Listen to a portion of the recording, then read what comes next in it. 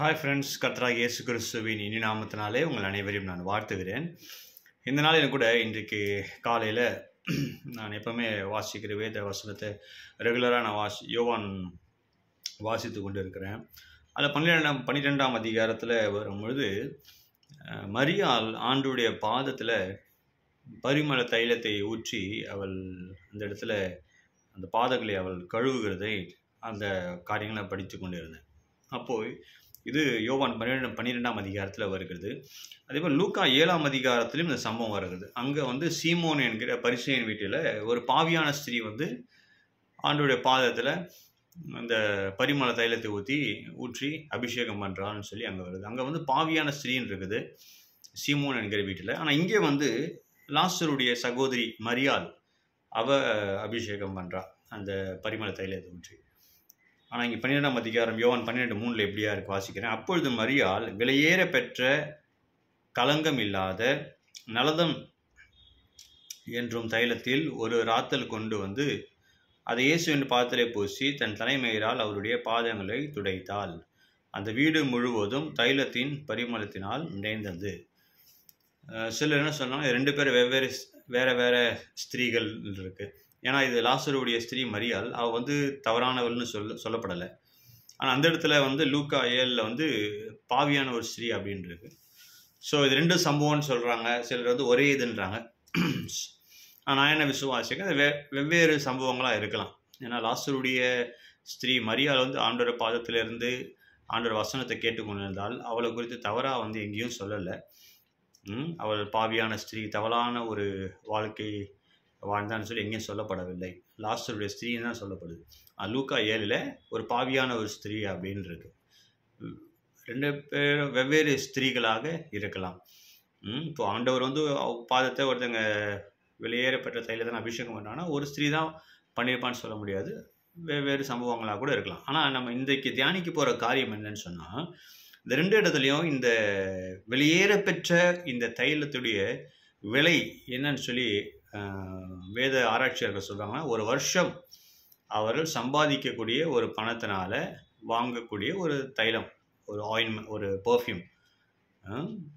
ஒரு வருஷம் முழுவதுமாக ஒரு மனுஷன் சம்பாதித்து அதில் வாங்கக்கூடிய ஒரு காஸ்ட்லியான ஒரு ஆயின்மெண்ட்டுன்னு சொல்லலாம். அது காஸ்ட்லியான பொருள்.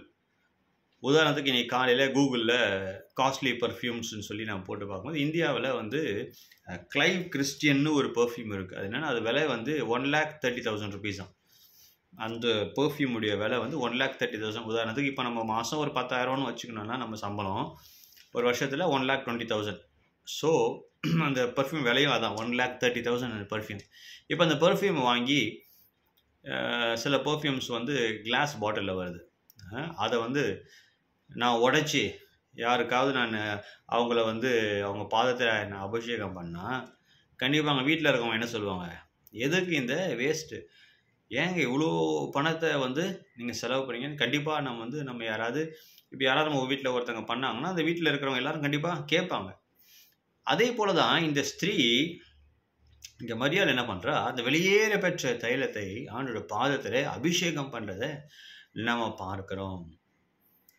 ஆண்டவர் சொல்கிறாரு, ஆண்டவர் அவளை ஸ்டாப் பண்ணல.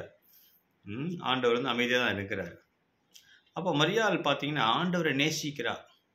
மரியாளும் சரி, அந்த லூக்கா 7ஆம் அதிகாரத்தில் இருக்க இந்த பாவியான ஸ்திரீயும் சரி, ஆண்டவரை அவங்க என்ன பண்ணாங்க, அந்த அளவுக்கு நேசித்ததுனால அவங்களோட அன்பை என்ன பண்ணுறாங்க, வெளிப்படுத்துகிறாங்க.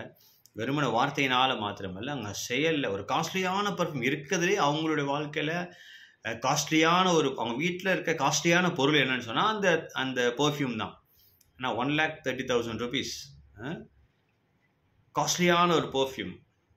அவங்க வீட்லேயே வச்சுருக்கிற காஸ்ட்லியான ஒரு காரியத்தை கடவுளுக்காக என்ன பண்ணுறாங்க, கொடுக்குறாங்க. இன்றைக்கு இந்த நாளில் இந்த வசனத்தின் மூலமாக நம்ம கற்றுக்கொள்ள வேண்டிய ஒரு காரியம் என்ன சொன்னால், நேரத்தில் நம்ம ஆண்டவர் நான் நேசிக்கிறேன், கர்த்தரை நேசிக்கிறேன், அன்பு கூறுவேன், இன்னும் அதிகமாக அன்பு கூறுவேன், பாட்டு பாடுறோம், வொர்ஷிப் பண்ணுறோம், எல்லாம் சரிதான். ஆனால் கர்த்தரை நான் நேசிப்பதற்கு நான் என்ன ஆண்டவருக்கு நான் கொடுத்துருக்கிறேன். நிறைய பேர் என்ன பண்ணுவாங்கன்னா, அவங்க சபைக்கும் சரி அவங்க ஊழியத்துக்கும் சரி என்ன பண்ண மாட்டாங்க, காணிக்க கொடுக்கவே மாட்டாங்க, ஏழைகளுக்கு உதவ மாட்டாங்க, கர்த்தருடைய ராஜ்யத்தின் பணிக்காக ஒன்றும் செய்ய மாட்டாங்க. வெறும் நான் ஜெபம் பண்ணுறேன், ஜெபம் பண்ணுறேன் பிரதர், எல்லாத்துக்காகவும் ஜெபிக்கிறேன் பிரதர், ஊழியக்காரங்களுக்காக ஜெபிக்கிறேன், சபைக்காக எல்லாத்துக்கும் ஜெபிக்கிறேன் பிரதர் அப்படின்வாங்க. அவங்களுக்கு வருமானம் இல்லைன்னா பரவாயில்லைங்க, ஆண்டவர் நல்லா ஆசீர்வதிச்சிருப்பார். ஆனால் என்ன பண்ண மாட்டாங்க, 5 பைசா யாருக்கும் கொடுக்க மாட்டாங்க. நான் ஜெபிக்கிறேன் பிரதர், எல்லாருக்காகவும் ஜெபிக்கிறேன் அப்படின்வாங்க. ஆனால் இங்கே மரியாள் எல்லாருக்காகவும் ஜெபிக்கலை. நான் ஜெபம் பண்ணுறதை குறித்து நான் தவறாக சொல்லலை. ஆனால் நம்ம கர்த்தருக்காக என்ன நான் கொடுக்குறோம், என்ன ஊழியத்துக்காக நம்ம என்ன செய்கிறோம், கர்த்தர் நம்மளை ஆசீர்வதித்திருப்பார்னு சொன்னால் கண்டிப்பாக நம்மளால் இயன்றதை நாம் ஊழியத்திற்கு நம்ம கொடுக்கணும், ஊழியத்துக்கு நம்ம செய்யணும். கர்த்தர் எதற்காக நம்மளை ஆசீர்வதிக்கிறார்னு சொன்னால் நாம் மட்டும் சந்தோஷமாக இருப்பதற்கு அல்ல. கிறிஸ்தவர் கர்த்தருடைய பிள்ளை இந்த காரியத்தை புரிந்து கொள்ள வேண்டும். வேதத்தில் முழுவதுமாக நீங்கள் வாசித்து பார்த்தீங்கன்னா அது எஸ்தராக இருக்கலாம், அது யோசேப்பாக இருக்கலாம், அது தாவீதாக இருக்கலாம், யாராக இருக்கலாம், மோசேவாக இருக்கலாம். இவங்க எல்லாரையும் கர்த்தரை உயர்த்தினதுக்கு காரணம் என்னன்னு சொன்னால் அவர்கள் மூலமாக கர்த்தருடைய ஜனங்கள் ஆசீர்வதிக்கப்பட வேண்டும், அவர்கள் மூலமாக கர்த்தருடைய ராஜ்யம் கட்டப்பட வேண்டும். இப்போ எஸ்தரை உயர்த்தினான்னு சொன்னால் யூத ஜனங்களை பாதுகாப்பதற்காக, யோசேப்பை உயர்த்தினான்னு சொன்னால் அவன் மூலமாக அநேகரை ரட்சிப்பதற்காக, பாதுகாப்பதற்காக.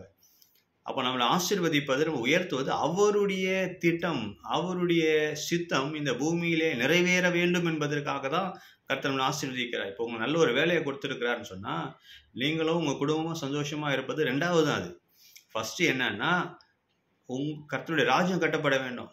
அப்போ நீங்கள் என்ன நினைக்கணும், ஆண்டவர் எதற்காக இந்த வேலையை கொடுத்துருக்கிறார், அவருடைய ராஜ்யம் கட்டப்பட வேண்டும், அவருடைய ஊழியத்துக்கு நான் செய்யணும். அதான் ஃபஸ்ட்டு.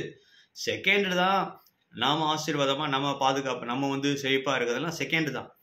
நிறைய நேரத்தில் என்ன பண்ணுவாங்க, நல்ல வேலையை கிடச்சிருச்சா அப்பா நான் செட்டில் ஆயிடுவேன், என் பிள்ளைங்களுக்கு ஒரு செட்டில்மெண்ட் பண்ணிவிடுவேன், அதெல்லாம் நல்லதுங்க, அது செகண்டரி. அதை நம்ம புரிஞ்சுக்கணும். ஃபஸ்ட்டு எதற்காக கர்த்தர் நம்மளை ஆசீர்வதிக்கிறார், எதற்காக உயர்த்துறார், எதற்கு நமக்கு காரியங்களை கொடுக்குறான்னு சொன்னால் அவருடைய ராஜ்யம் கட்டப்பட வேண்டும். உங்களுடைய சபைக்கு நீங்கள் கொடுக்குறீங்களா, கொடுக்க வேண்டிய தசம பாகத்தையும் காணிக்கையும் நீங்கள் கொடுக்குறீங்களா, ஊழியர்களையும் நீங்கள் தாங்குகிறீர்களா? நிறைய பேர் இந்த தசம பாகத்தோடு நிறுத்திப்பாங்க, தசமபாகம் கொடுத்துட்டேன் அவ்வளோதான். நிறைய பேர் தசமபாகம் இல்லைன்னு சொல்கிறவங்களும் உண்டு. பழைய ஏற்பாடு தசம பாகம், புதிய ஏற்பாடு கிடையாதுன்னு சொல்லுவாங்க. புதிய ஏற்பாட்டின் படி பார்த்தா நம்ம எல்லாத்தையும் கர்த்தரை கொடுக்கணும். ஆண்டவர் சொல்லிட்டுருக்கால, ஒரு ஐஸ்வர்யானை பற்றி சொல்கிறார், உனக்கு இருக்கிறத எல்லாவற்றையும் விற்று நீ ஏழைகளுக்கு கொடுத்து பின்பற்றி வான்னு சொல்கிறார். நம்ம புதிய ஏற்பாட்டின்படி பார்த்தா எல்லாத்தையும் நம்ம கர்த்தருக்காக நம்ம கொடுக்கணும். ஆனால் நம்ம அப்படி செய்கிறதில்லை. அதனால் 10ல் 1 நிறுத்திடாதீங்க. கர்த்தர் உங்கள் இருதயத்தில் ஏவும் பொழுது கண்டிப்பாக ஆண்டவர் நம்மளை ஏவுவார். ஒவ்வொரு மாதமும் அது ஒரு ப்ராக்டிஸாக வைங்க. உங்களுக்கு சர்ச்சுக்கு கொடுக்கறத கொடுங்க. ஊழியர்களுக்குன்னு சொல்லி மிஷினரிகள் இருக்கிறாங்க, சுவிசேஷிகள் இருக்கிறாங்க, போதகர்கள் இருக்கிறாங்க. உங்களால் இயன்றதை ஊழியர்களுக்கு நீங்கள் என்ன பண்ணுங்கள், கொடுத்து அவங்க ஊழியத்தை தாங்குங்க. இன்றைக்கி அநேக ஊழியக்காரர்கள், கஷ்டப்படுற ஊழியக்காரங்க இருக்கிறாங்க, பொருளாதாரத்தில் மிக குறைந்த நிலையில் இருக்கிற ஊழியக்காரங்க இருக்கிறாங்க. என்ன பண்ணுங்க, அவங்களுக்கு கொடுங்க. இன்றைக்கி ஊழியம் பணம் கண்டிப்பாக அவசியம். ஆனால் என்ன பேர் சொல்லுவாங்க, பணம்லாம் வேணாங்க, பணம் இருந்தால் இன்னும் கர்த்தருக்காக நிறைய காரியம் செய்யலாம். பணம் இருந்துன்னு சொன்னால் இன்னும் பொருளாதாரம் அவசியம் தான், கர்த்தருக்காக நிறைய காரியங்கள் நம்ம செய்யலாம். அதனால் நீங்கள் கொடுங்கள், அப்பொழுது உங்களுக்கு கூட கொடுக்கப்படும். மரியாள் தன்னால் அவள் தன் திராணிக்கு மிஞ்சி தான் அதிகமாக செய்கிறா. ஒரு இடத்துல ஆண்டவர் சொல்லுவார், தன்னால் இயன்றதை அவள் செய்தாலும் சொல்லுவார் லூக்கா 7ஆம் அதிகாரத்தில். ஆனாலும் அவள் திராணிக்கு மிஞ்சி அவள் என்ன பண்ணுறா, செய்கிறா.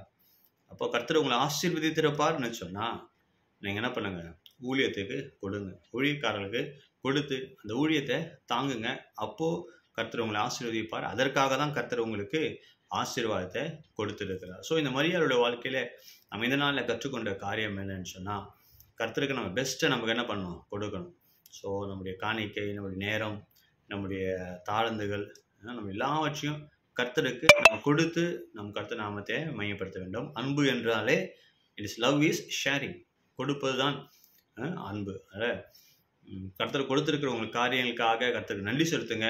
நீங்களே ஊழியத்தை தாங்குங்க, ஊழியத்தை கொடுங்க, ஊழியக்காரர்களை சப்போர்ட் பண்ணுங்கள். கர்த்தர் உங்களையும் உங்கள் குடும்பங்களையும் ஆசீர்வதிப்பாராக. ஆமென். God bless you.